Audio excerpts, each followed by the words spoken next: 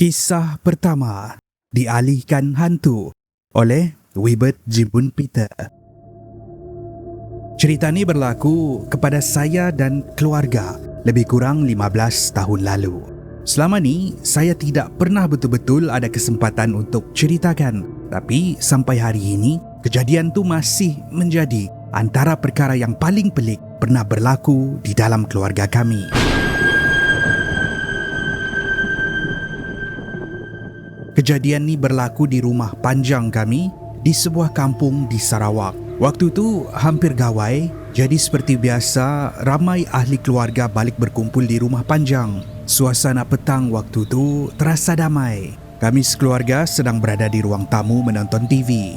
Jam menunjukkan sekitar pukul 6.30 petang. Bagi sesiapa yang tinggal di Sarawak, anda tahu pukul 6.30 petang suasana sudah mula gelap. Masa tu, pakcik saya baru balik dari laman rumah. Sebelum tu, dia bersembang dengan beberapa orang di luar rumah panjang.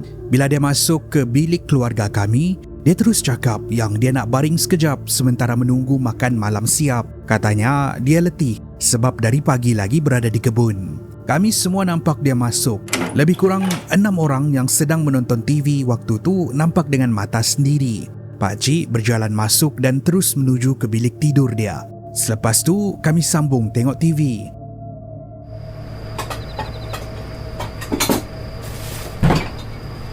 Sekitar pukul 7 malam, kakak ipar sudah siap memasak. Dia panggil kami semua untuk makan. Pakcik saya datang dan tanya, "Mana pakcik kau?" Panggil dia makan. Kami pun jawab, "Pakcik ada dalam bilik." Tapi dia kata nak rehat sekejap. Makcik saya pun pergi ke pintu bilik tidur dan mengetuk. Tapi tiada jawapan. Dia ketuk sekali lagi, masih lagi sunyi. Anak sulung mereka menyuruh makcik buka pintu dan kejutkan dia. Jadi makcik pun buka pintu bilik tu sementara kami semua memerhati dari ruang tamu. Beberapa saat kemudian, makcik keluar dengan muka pelik. Katanya, mana ada pakcik kamu di dalam?" Kami semua terdiam. Awal-awal tu, kami fikir mungkin dia masuk bilik air ataupun keluar sekejap. Tapi bila kami fikir semula, mustahil. Untuk yang tidak tahu, rekaan rumah panjang ni, setiap unit tu lebih kurang seperti rumah teres. Ruang tidur di dalam bilik tertutup dan bilik pakcik saya tak ada jalan keluar yang lain. Kalau pakcik keluar dari bilik, dia wajib lalu di ruang tamu tempat kami duduk menonton TV. Kalau dia pergi ke dapur, makcik dan kakak ipar saya pasti nampak. Tapi tak ada seorang pun nampak dia keluar.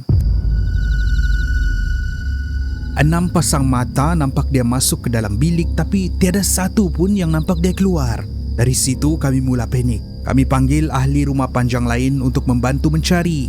Tak lama kemudian, hampir satu rumah panjang kecoh. Ada yang mencari di laman, ada yang periksa bilik-bilik keluarga lain, ada yang pergi ke kawasan kolam ikan, ada yang geledah store, garage, tapi pakcik masih belum ditemui. Selepas selama mencari, orang-orang rumah panjang menyuruh kami berkumpul dulu di ruai untuk bincang apa langkah seterusnya. Di ruai itulah kami ceritakan semuanya. Kami nampak dia masuk bilik, tak nampak dia keluar, bilik tu tak ada jalan lain. Jadi, kemana dia pergi? Ketika semua orang sedang buntu, seorang warga tua di rumah panjang mencadangkan satu cara lama. Dia kata, kita boleh bertanya menggunakan sebilah parang dan beliung. Parang tu bukan parang biasa. Orang Iban panggil parang tu sebagai ilang ataupun nyabor. Menurut orang tua, parang tu warisan turun-temurun dari zaman lama. Dari masa orang Iban masih mengenal kisah-kisah mengayau.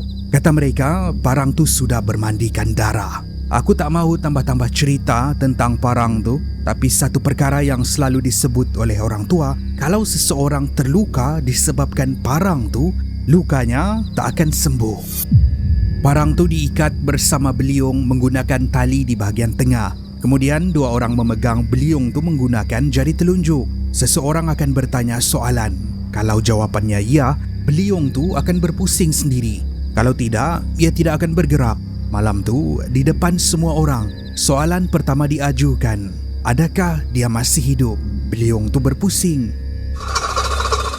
Semua orang menarik nafas lega. Soalan kedua ditanya. Adakah dia masih berada di dunia manusia? Belum habis soalan disebut, beliung tu berpusing laju. Sekali lagi, semua orang lega. Soalan ketiga pula diajukan. Adakah dia masih berada di kawasan rumah panjang ni? Beliung tu berpusing lagi.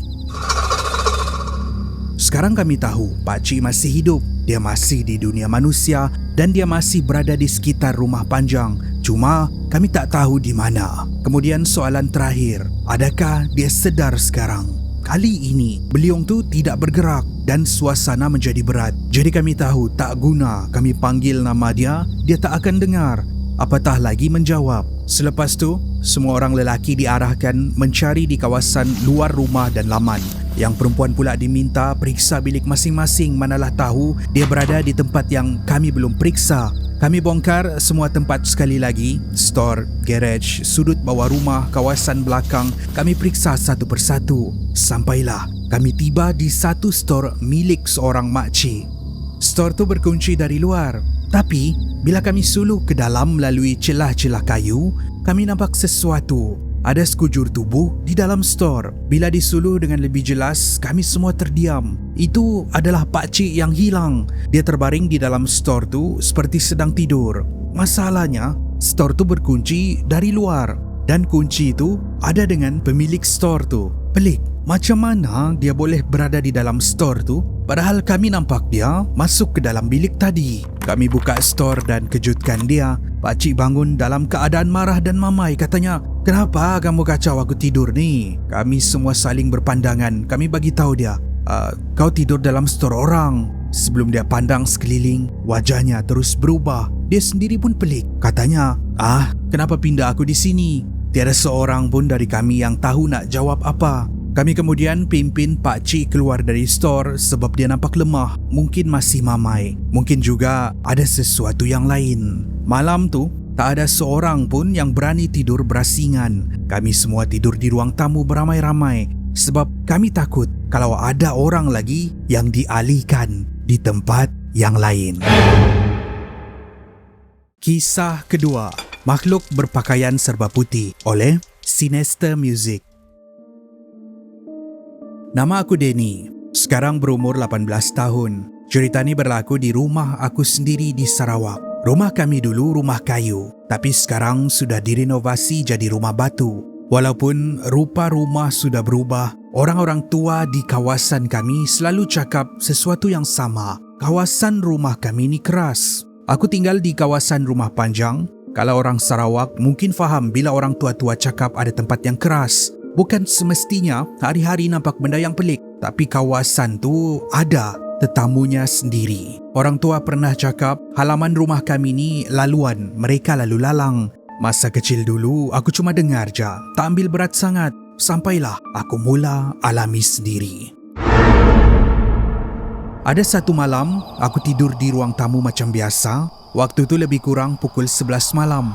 Aku belum tidur lagi, masih lagi main game sambil bercakap dengan kawan di dalam game. Tiba-tiba, aku terdengar bunyi dari arah pintu. Macam ada orang memulas tombol pintu, bukan sekali, tapi beberapa kali. Lepas tu, bunyinya macam pintu ditolak perlahan, seolah-olah ada orang yang mahu masuk. Aku terus kecilkan volume telefon dan pandang ke arah pintu.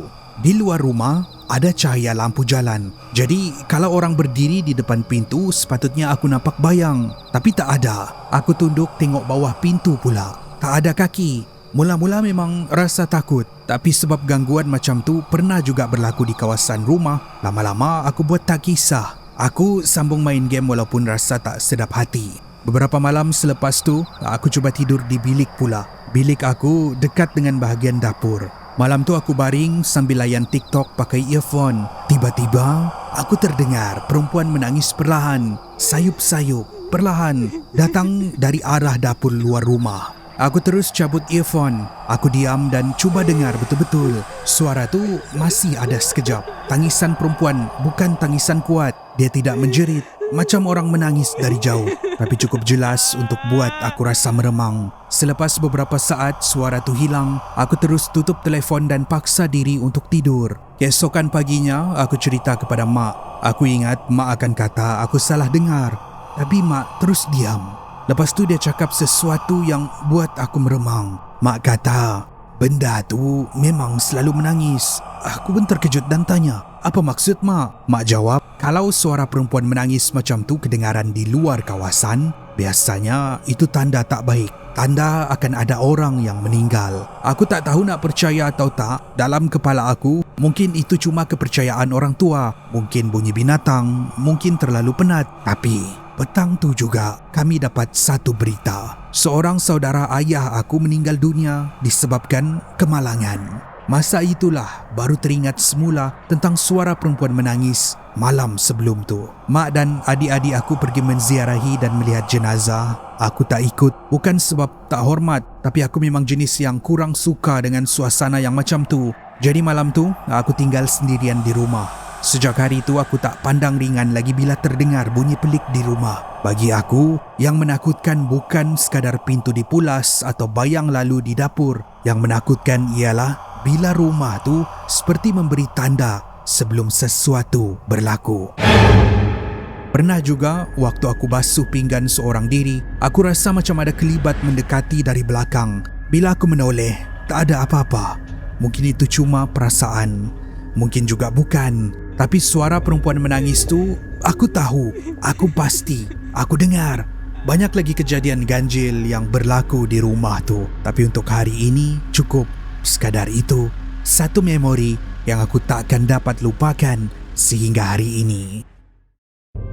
Sejak nenek meninggal, sekarang rumah ni kosong. Tapi siapa perempuan yang ada di dalam rumah ni? Kalau boleh, aku nak elak shift lewat petang. Kenapa? Sebab kalau petang mesti dia akan datang.